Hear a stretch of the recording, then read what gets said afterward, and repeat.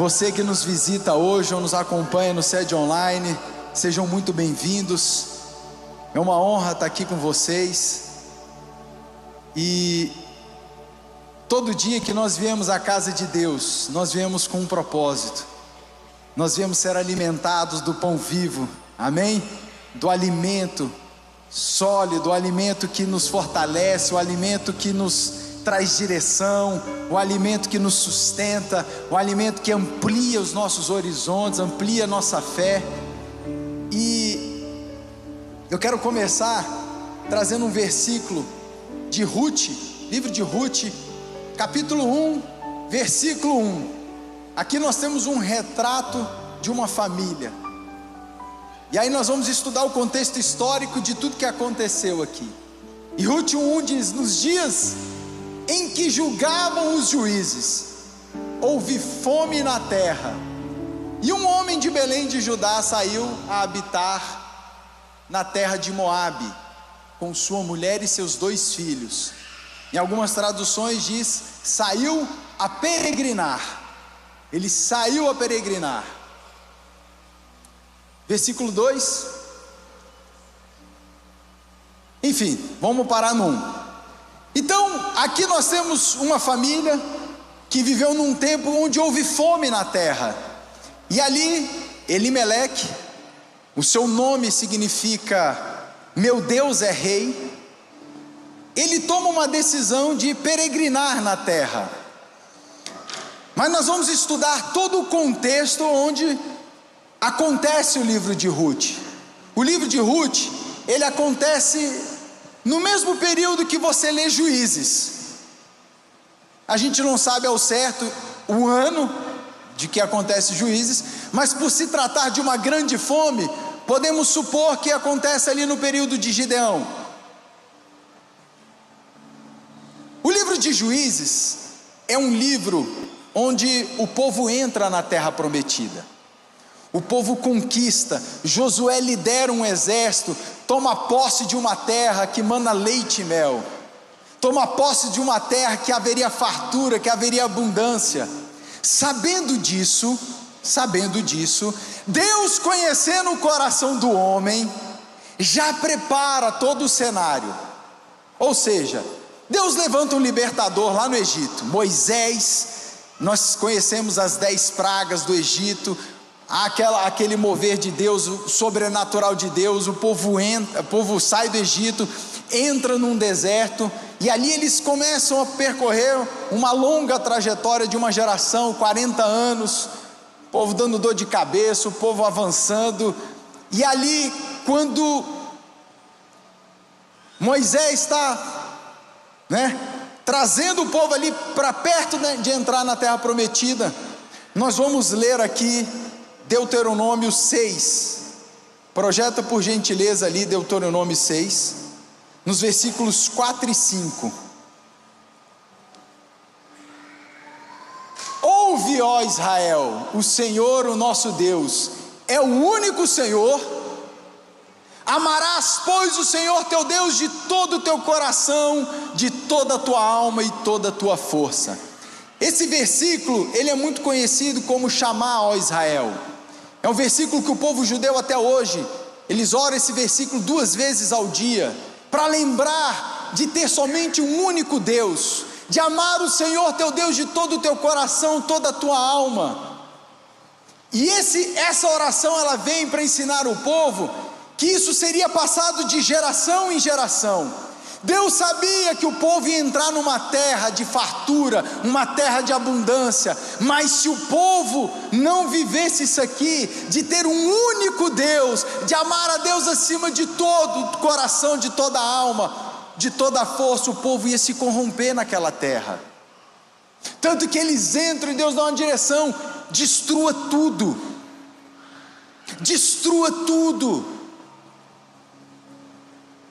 Mas, infelizmente, após a morte de Josué, nós temos em Juízes, um dos livros de maior calamidade moral da Bíblia. Aqui em Juízes entra uma trajetória de 7 ciclos, onde uma geração apaga a luz a outra tropeça, e aí vem um clamor, Deus levanta um libertador. Aqui nessa geração, nós temos homens que Deus vai levantando para trazer uma solução, um período de paz, mas esse período de paz, ele acontece durante um tempo, as coisas ficam boas, a geração não ensina a próxima geração, e essa próxima geração apaga a luz, a geração seguinte tropeça, Deus levanta um libertador, as coisas melhoram. Isso acontece 7 vezes, uns 7 ciclos desse no livro de Juízes, onde nós temos o fim em Sansão, onde Deus levanta Sansão para ser um libertador do povo filisteu, mas nós conhecemos o fim, há uma destruição, Sansão se perde. E aqui fica um retrato, no versículo de Juízes 21, 25, esse é o último versículo do livro de Juízes. Naqueles dias não havia rei em Israel, cada um fazia o que achava mais reto. Uau! Será que esse versículo não se encaixaria para os dias atuais? Uma geração onde muitos não têm um rei na sua vida e cada um faz o que acha mais reto aos seus próprios olhos. Esse versículo, você pode encontrar essa menção 4 vezes no livro de Juízes, enfatizando que não havia rei em Israel e que o povo vivia e fazia de acordo com o que achava mais reto. Aqui entra um relativismo do que eu acho, do que eu penso.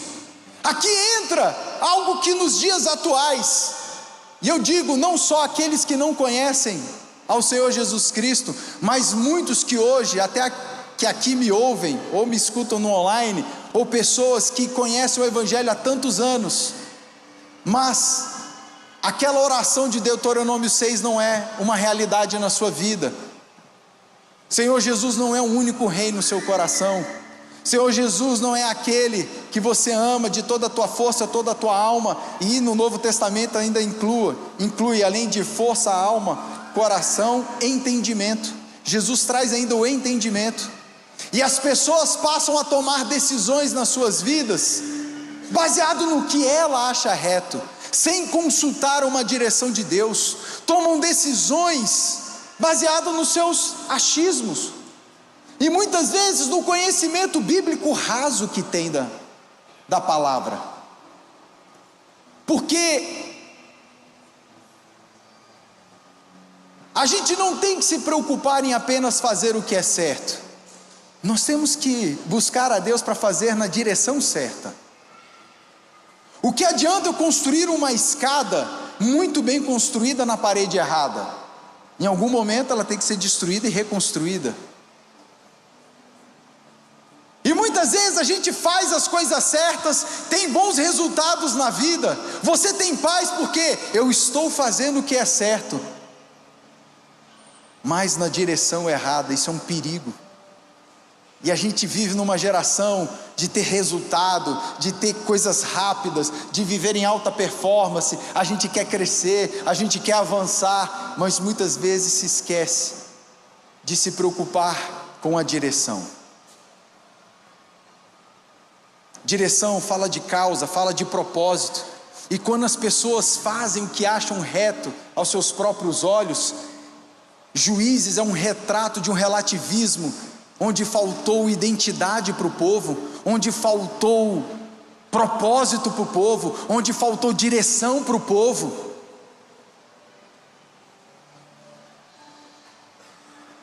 Israel estava em caos, e a família de Elimeleque, que nós lemos em Rute 1:1, é o retrato de uma família que sofreu as consequências desse caos. Eles viviam em Belém. Sabe o que significa Belém?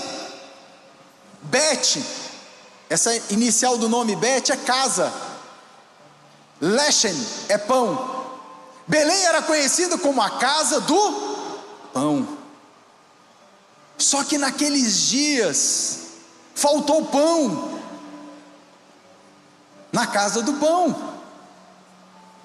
E um homem que tem o seu significado, amigo do rei, Deus é o meu rei, ele toma uma decisão sem consultar o seu Deus.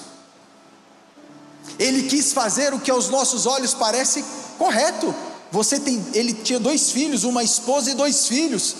Se a gente não fosse se preocupar com a direção da onde ele estava indo, a gente faria: Elimeleque, você está fazendo certo, você precisa buscar alimento para sua casa. É uma atitude que aos olhos humanos parece correta, e é o que se vivia nessa época. Mas Elimeleque vai para uma terra chamada Moabe. Moabe era uma terra de idolatria.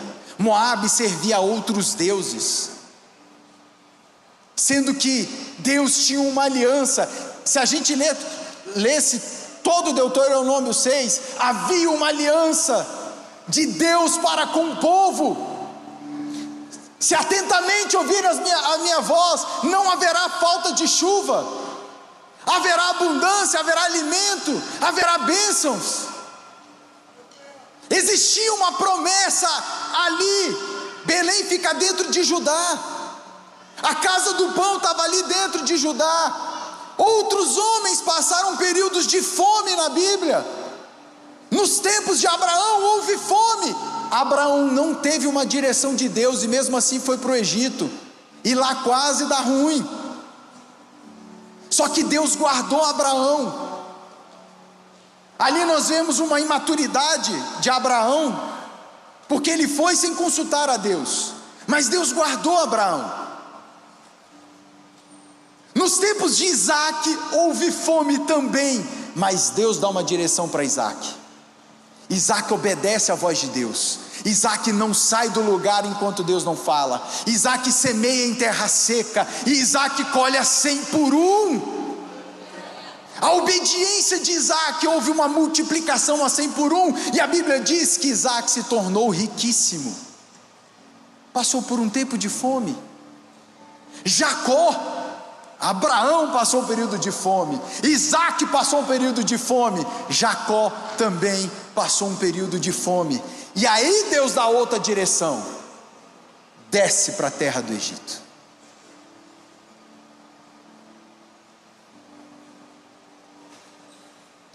E ali Deus levanta outro homem num período de fome, chamado José. Toda vez que Deus traz um período de fome, é o cenário que Deus está construindo a promoção, é o cenário que Deus está construindo um cenário de prosperidade. Todo período de fome é um cenário que Deus está trabalhando nos bastidores. O que nós precisamos fazer, não como no tempo de Juízes, a gente agir conforme aquilo que a gente acha certo, mas buscar uma direção em Deus. O que eu preciso fazer, Deus? Eu estou passando fome, o período é de fome, porque aquela terra não havia mudado. O que havia mudado era a presença de Deus. Aquela fome era um símbolo de um juízo de Deus sobre o povo. A terra não era diferente, existia uma promessa para aquela terra, e eu quero te dizer, existe uma promessa de Deus sobre a sua vida, existe uma promessa de Deus sobre a sua casa. A terra não mudou, ainda tem promessa sobre essa terra. O que muda é a presença, é a direção, é o que fazer nos tempos de fome. Elimeleque foi para uma terra de idólatra. Elimeleque botou o nome dos filhos. Se a gente for pegar aqui o nome dos filhos olha aqui, Malom significa um dos filhos, doentio. Quilion, consumição. Isso ele ainda estava em Belém. O nome dos filhos já era um retrato do que estava por vir. Noemi já é diferente, é agradável. Noemi é agradável. Elimeleque, meu Deus é rei, mas geraram filhos, um doentio, o outro consumação. Aquilo era o retrato de uma geração que fazia o que achava reto aos seus próprios olhos. A minha pergunta para você, e essa pergunta eu faço para mim: antes de pregar a mensagem, a gente prega para si mesmo. Você tem orado em cima de promessas que Deus tem para a sua vida? Porque existem formas de você suprir essa fome. Deuteronômio 6 ensina a passar de geração em geração. Era na mesa, não tinha igreja, não tinha templo, tinha família, tinha tempo de mesa, tinha o partir do pão, tinha comunhão na mesa, tinha o ensinamento da palavra, das tradições em casa. E eu quero te dizer aqui, pai e mãe, é meu e seu papel ensinar os filhos em casa. Você não pode restringir esse trabalho à igreja, ao Kids, que está fazendo um trabalho maravilhoso. É seu papel. Deus levantou a igreja porque a família original falhou. Deus levantou a igreja para cumprir um papel porque a família falhou. E hoje, infelizmente, existem dados que se tem muito menos mesa para refeições dentro dos lares. Diminuiu o número de mesa. Quantas famílias vivem e não tem uma mesa para tomar um café da manhã, para almoçar, para jantar? E eu digo mais, muitas famílias aqui podem ter mesa, mas eu te pergunto, quantos aqui estão sentados à mesa tendo refeição e afastados por uma tela? Cada um no seu universo, cada um no seu mundo, sem diálogo, ou diálogos rasos. E aí, nós corremos o risco de ser uma geração que está apagando a luz, para a próxima geração tropeçar, e Deus precisar levantar um libertador.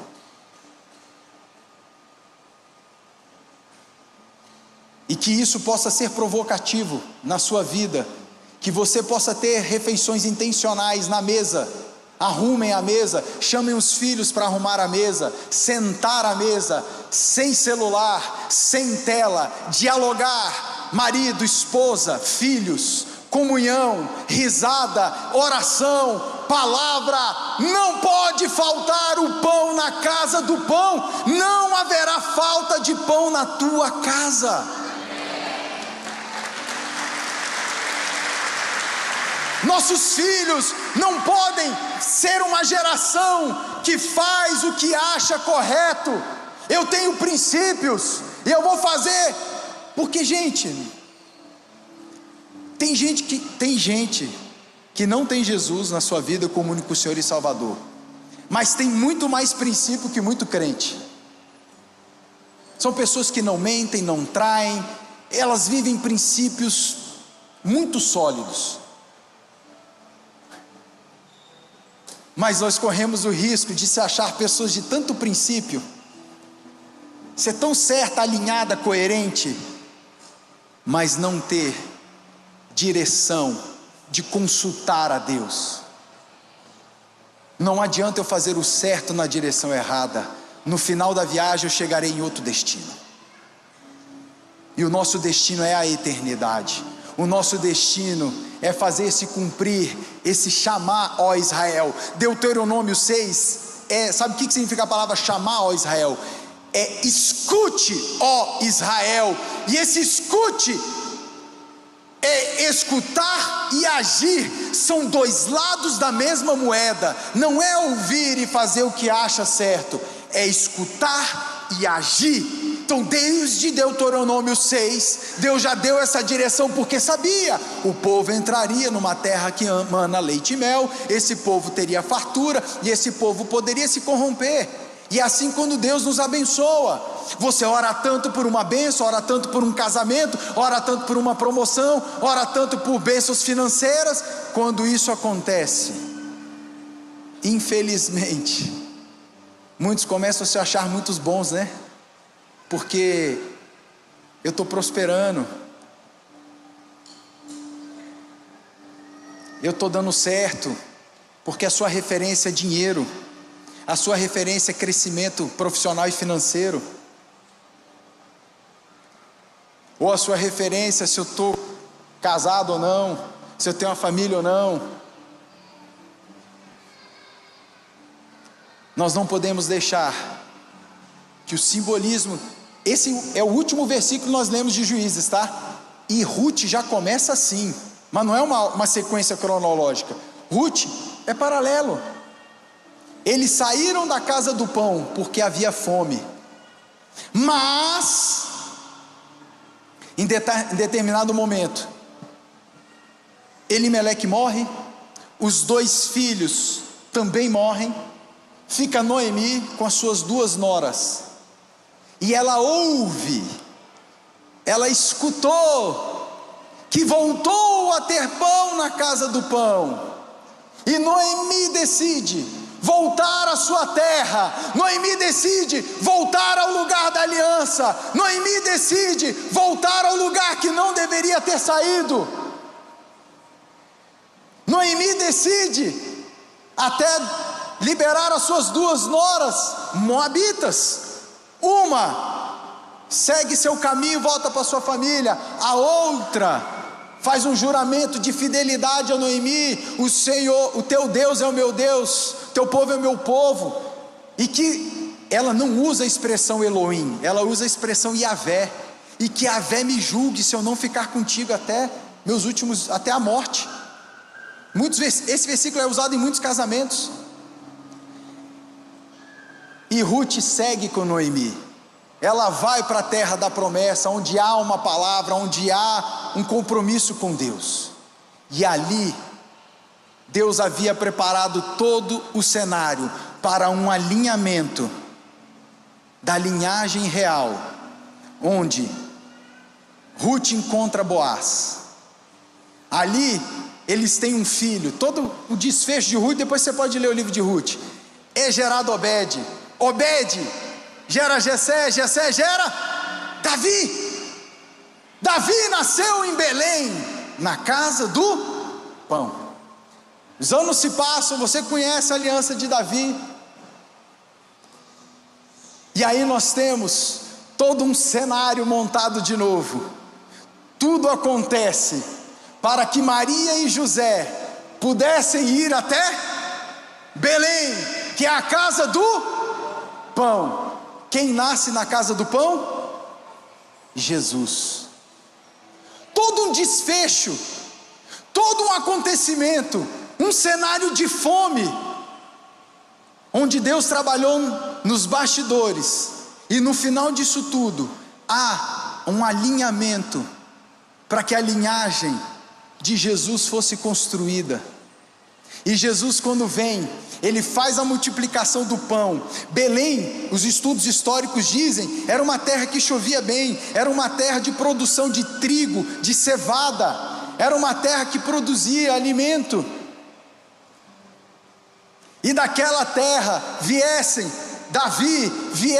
Jesus, e Jesus, em João 6, quando há multiplicação de pão e peixe, o povo fica impressionado.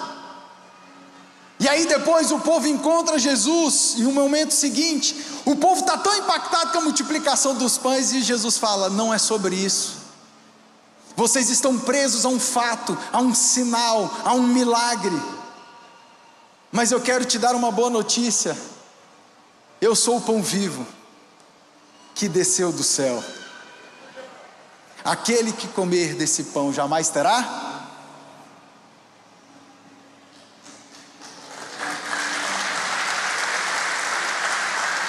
E eu quero te dizer uma coisa, igreja: há pão nessa casa, o pão vivo está nessa casa, não pode faltar o pão vivo nesse altar. Com Deuteronômio 6, Deus estava ensinando o povo a ter um único Deus, a ter uma única fé, a ter um único altar. Se hoje você passa por uma fome, eu quero te dizer algo: Deus está trabalhando na estrutura, nos bastidores da sua vida, E eu quero te dizer, volte os seus olhos para Jesus, faça como Ruth, existe um caminho de volta para a terra do pão. Ah, mas eu nunca saí da igreja. Eu não falo de você sair fisicamente da igreja, eu falo para você que muitas vezes está aqui sentado, você participando de um discipulado, você participando de uma célula, mas você está com fome, e você tem se apegado a tantos subterfúgios, o seu tempo de tela só aumenta, você se acha sem tempo para fazer um devocional, você se acha sem tempo para fazer um estudo bíblico, você se acha sem tempo para ter comunhão com seu cônjuge, com seus filhos. Depois do culto, acesse teu celular, não precisa contar para ninguém, mas deixa o seu celular denunciar quem você é. O tempo que você gasta em rede social, ah, mas ali eu estou aprendendo, eu estou trabalhando, para de se enganar.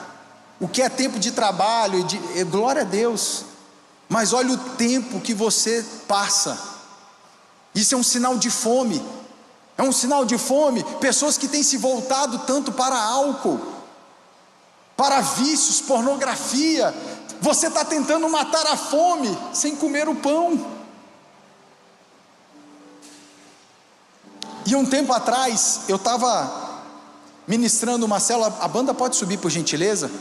Eu tinha um discípulo que tinha uma célula lá na Praça do Relógio, em Taguatinga, e ali ele estava com dificuldade de fazer a célula acontecer, era uma célula ao ar livre, eu fiz um compromisso com ele, eu falei, eu vou contigo, nós vamos dar essa célula junto, nós vamos evangelizar junto, e ali eu fui, antes dessa reforma que tem ali, né, do túnel do Pelé, e ali, a gente, antes da célula, fazia um evangelismo, abordamos uma mulher, olha, a gente vai começar uma célula, aqui a gente, né, trabalha aqui a palavra de Deus, a gente vai fazer uma oração, você não quer participar? Aí ela ficou meio assim, né, desajeitada, meio sem graça, a gente deu uma insistida, né, tá, vamos lá, participa rapidinho, tá bom, eu vou para a célula, e ali a gente ministrou a célula, tudo aconteceu, aí de repente no final, quando a gente terminou, aí ela compartilhou, falou assim, sabe o que está acontecendo? Eu não sou daqui de Brasília, eu sou do interior do Goiás, e de vez em quando eu até vejo a bispa, eu acho que é da sua igreja, ela falou, a bispa Lúcia, às vezes eu vejo ela na televisão, eu gosto da palavra dela, e eu vou confessar uma coisa aqui para vocês, eu falo para o meu marido, que eu estou aqui em Brasília vendendo roupa, para trazer dinheiro para a nossa casa, mas a verdade é que eu estou vendendo o meu corpo. Vocês abordaram uma pessoa que está se prostituindo, aqui na praça, e ali a gente orou, falou que ia voltar semana que vem, né? Aquilo mexeu comigo, mexeu com esse meu discípulo, com outras pessoas ali da célula, que ela abriu ali, né? E na semana seguinte, a gente chegou, já fui todo feliz, né? Lá abordar ela, para chamar para a célula, tinha outras 2 ou 3 amigas conversando, uma conversa bem pesada, aí ela até falou assim, não, esse aqui é da igreja, irmão, desculpa, eu falei, fica à vontade, né? Mas era um linguajar, gente, bem pesado assim, que ela tinha chegado da Espanha, que tinha viajado também para vender seu corpo, e ali para mim, foi um retrato, da onde um homem pode chegar, homem ser humano, para alimentar uma fome, que só é saciada pelo pão vivo que desceu do céu. Isso aqui é um retrato, que às vezes a gente vai para um extremo, mas eu queria que você pensasse na sua vida, eu queria que você pensasse, como você tem suprido a fome espiritual que você tem. Todos nós temos essa fome.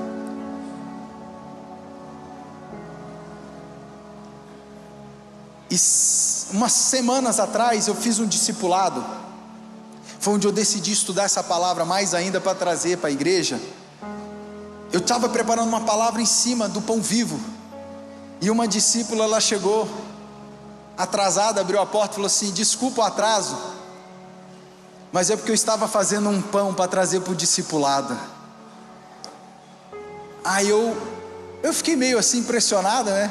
Falei: não, me traz esse pão, quentinho. Ela falou: mas o pessoal quer comer. Eu falei: não, então o pessoal come, depois eu vou falar do que acabou de acontecer. Aquele pão não foi um pão comprado. Aquele pão foi um pão feito em casa.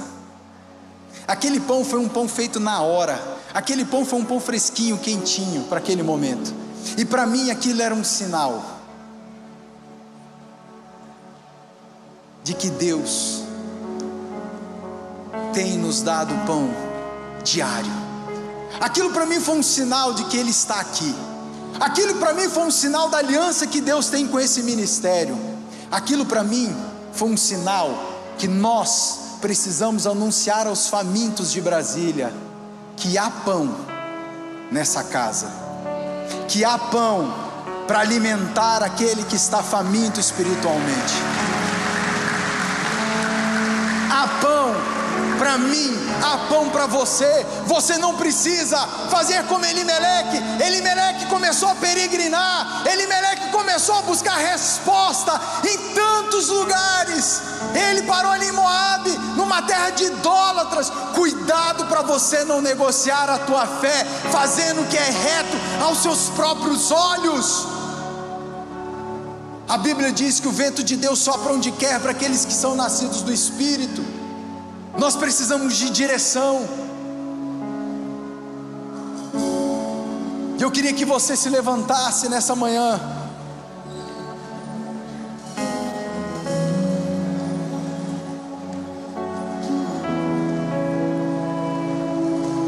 Belém é a casa do pão, e Moabe é o lugar da fuga do pão.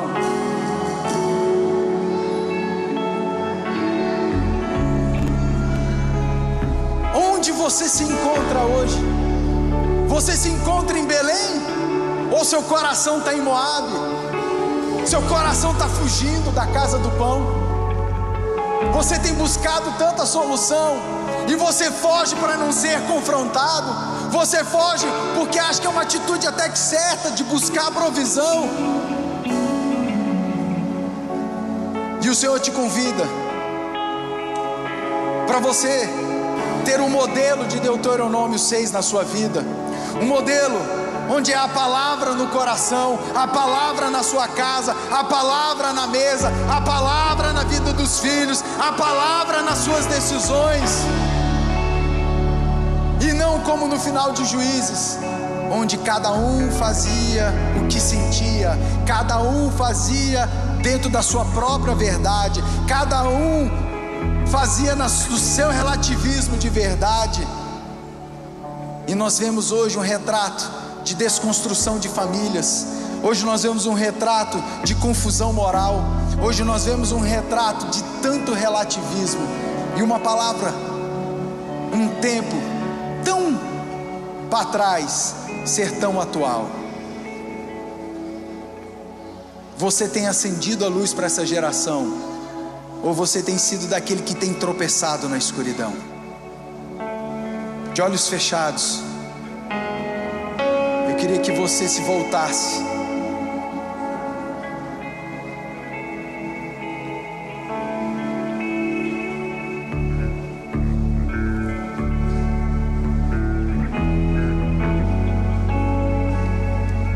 Hoje é um dia de voltar para Belém,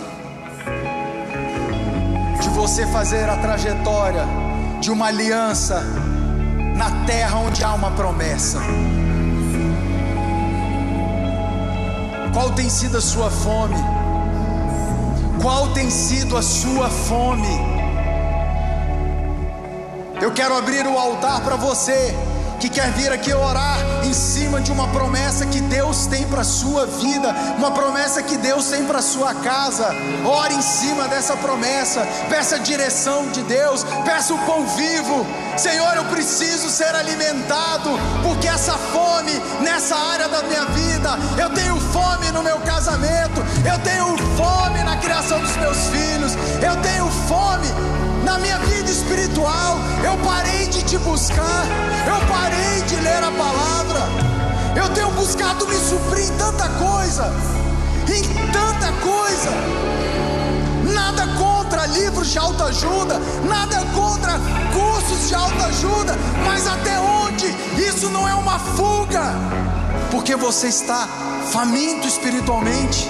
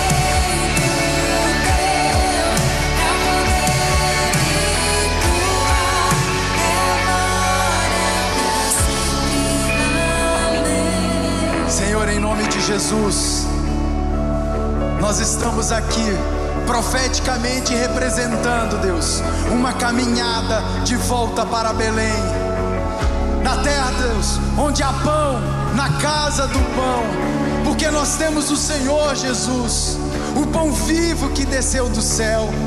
Nós queremos partilhar desse pão, nós queremos caminhar em comunhão com o Senhor, com a igreja, e principalmente nos nossos lares. Haverá pão vivo em nossa mesa, haverá pão vivo nos casamentos, haverá pão vivo alimentando e suprindo a vida dos nossos filhos. Meu Deus, escute cada oração, cada clamor aqui, meu Deus. Nós temos fome, Senhor, nós queremos mais de Ti, nós queremos comer do Teu pão, Senhor, e não é do pão velho, é do pão diário, é do pão, Senhor.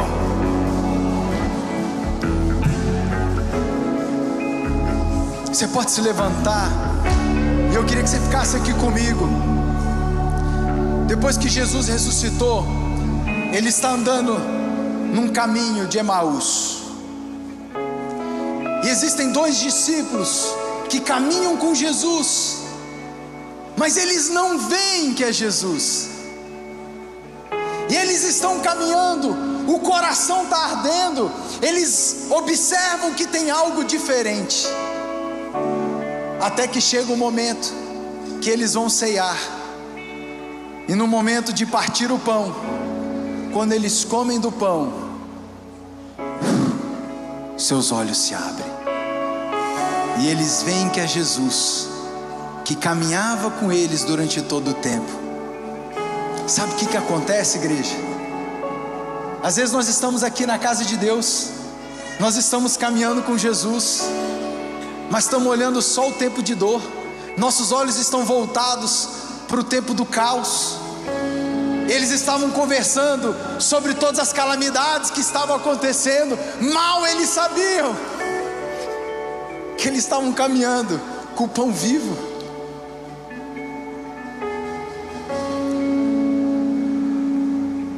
Jesus quer partilhar do pão com você hoje. Seus olhos vão se abrir E você vai ver que em todo o tempo você nunca esteve sozinho. Seu coração ardia porque Ele estava andando com você. Você passou pela fornalha, mas Ele estava com você. Você viveu dias difíceis na cova do leão, Ele estava com você. Você passou por luta, Ele passou com você. Eu queria que você fechasse seus olhos e num ato profético, você vai se imaginar comendo desse pão, e você vai abrir os seus olhos e você verá Jesus com você. Em nome de Jesus, abra seus olhos.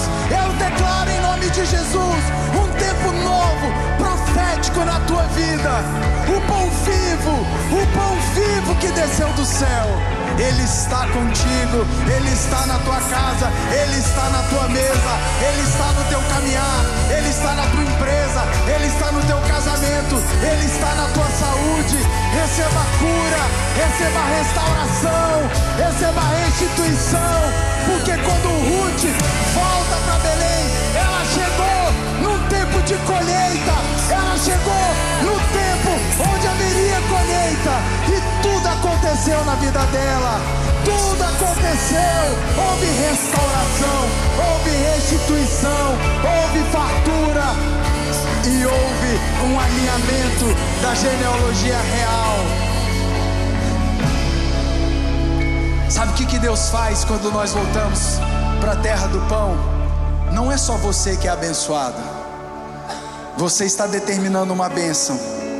Como Davi falou, o Senhor é a minha herança, a tua descendência vai colher, porque os seus filhos não vão apagar a luz que você acendeu, porque não faltou pão na mesa do pão.